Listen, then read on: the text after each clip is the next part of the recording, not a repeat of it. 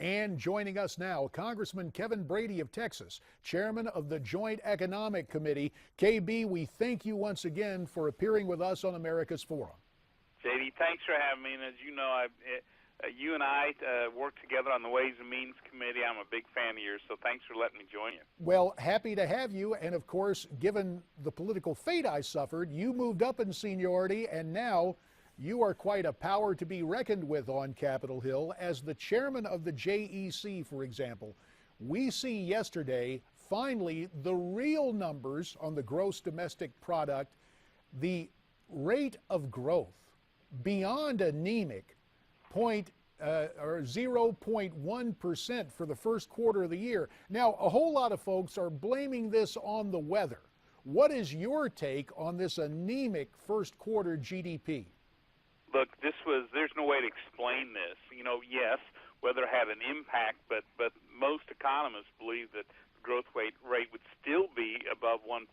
So, you know, they set the bar very low, and that result was even disappointing for that. Now, I think we're all hopeful, you know, it bounces back next quarter, but boy, that number surprised a lot of people, especially since everyone said, well, the weather was really bad, consumer spending will be down. It wasn't. It was up. What mattered, JD, was that businesses continue to hold back investment on new buildings, new equipment, new software, the very things that drive job creation in America.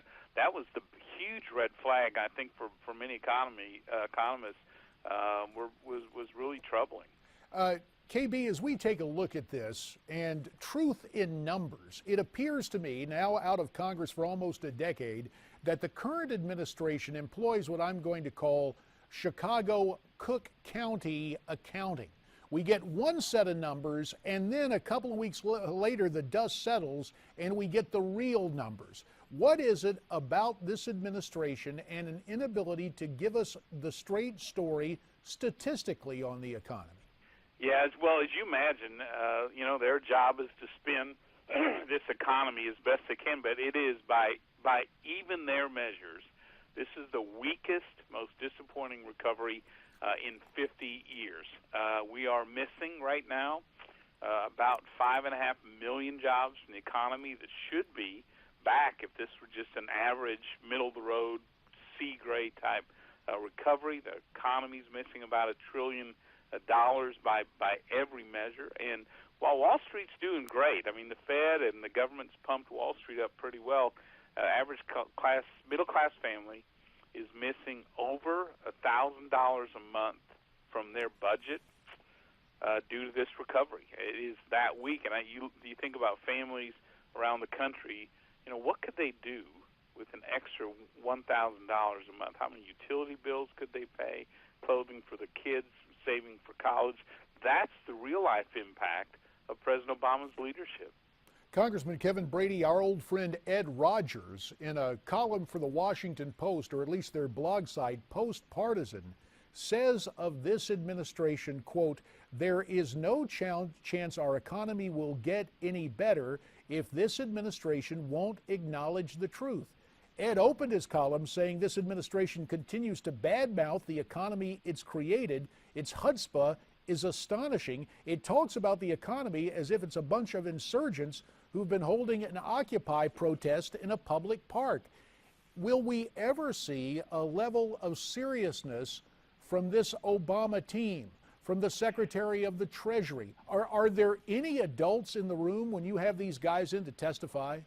Well, thank you for making that statement, because on the economic front, you know, a lot of people have been asking that are there any adults in the room when they're making these economic policies? Because the business people, small, medium, large, have told the White House and the president over and over, look, your policies are holding us back. Higher taxes, these newer higher health care costs, the Affordable Care Act, the amount of regulation, for the 5 largest years for regulation ever in America's history has come out under President Obama. And so they're telling the White House, this is how you're holding us back. These are the drags on the economy.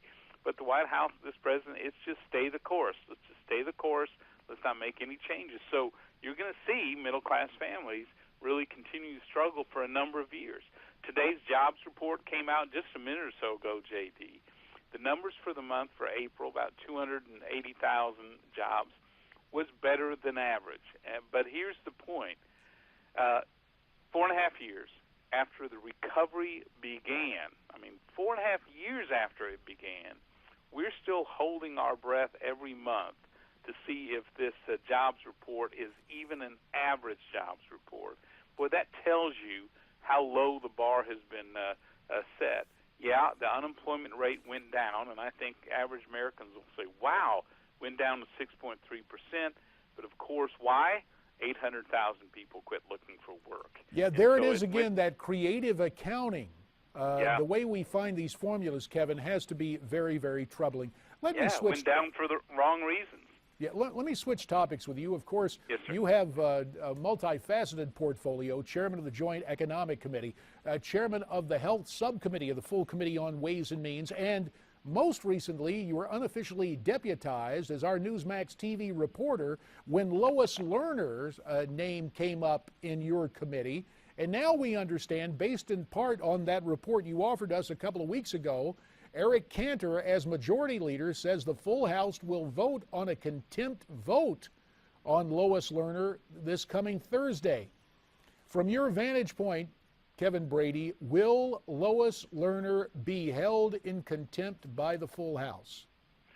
She will, and deservedly so, J.D. She has refused to testify. She and the White House have delayed providing the emails and documentation that both of our committees, Ways and Means and Government Oversight, have requested of them. 2 weeks ago or so, as we talked, Ways and Means has referred a criminal prosecution for violating 3 laws for Mrs. Lerner to the Attorney General's office. So, yeah, I think this is a clear-cut case of contempt. There's a number of options after we pass that, but I keep thinking at some point the Attorney General and the White House can't keep covering up the laws and abuses and corruption at the IRS that Mrs. Lerner and others are part of.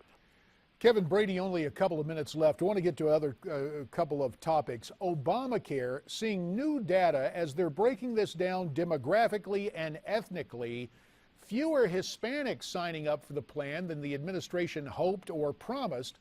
Those numbers lower than expected, despite the fact that apparently illegals can also apply for Obamacare. Now, what impact is this deficiency going to have on the law?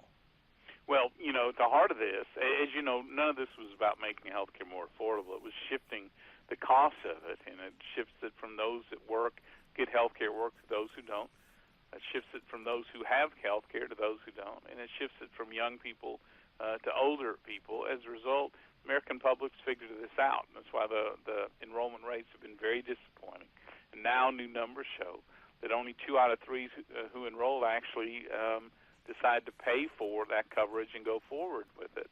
And so this is having a minuscule effect on those who are uninsured, certainly falling far short of the minority population that the president promised would be covered. And in the meantime, you see some numbers, J.D., you'll appreciate the creative accounting, new reports from the White House that the subsidies and the cost of Obamacare is lower, and here's why. People are going on the website. The plans that they wanted to get, they can't afford. They're choosing the cheaper plans with less coverage, less availability to see their local doctors. So what is really, in truth, a very bad sign is spun as just a great victory and a victory lap for the president. Only about 30 seconds remain, Kevin Brady. With Dave Camp's retirement, people who watch The Hill take a look and say, the gentleman from Texas, Kevin Brady, could end up the Ways and Means chairman. You got any reaction to your future on The Hill there? Well, one, I'm still focused on helping Chairman Camp move tax reform, these trade agreements, finding solutions on Obamacare and health care. Translated, you wouldn't pass up the job. I understand you want to be modest about it. Kevin Brady, let's leave it there. We thank you so much for your time. Thanks, JD. Take care. Now, the saying in Washington, D.C. is this: there are only two jobs worth having. One is to be President of the United States. The other is to be Chairman of the Ways and Means Committee. And here's why. The Ways and Means Committee, because constitutionally all revenue bills, all tax bills must originate in the House. That means, for all intents and purposes, whoever chairs the Ways and Means Committee controls the tax code.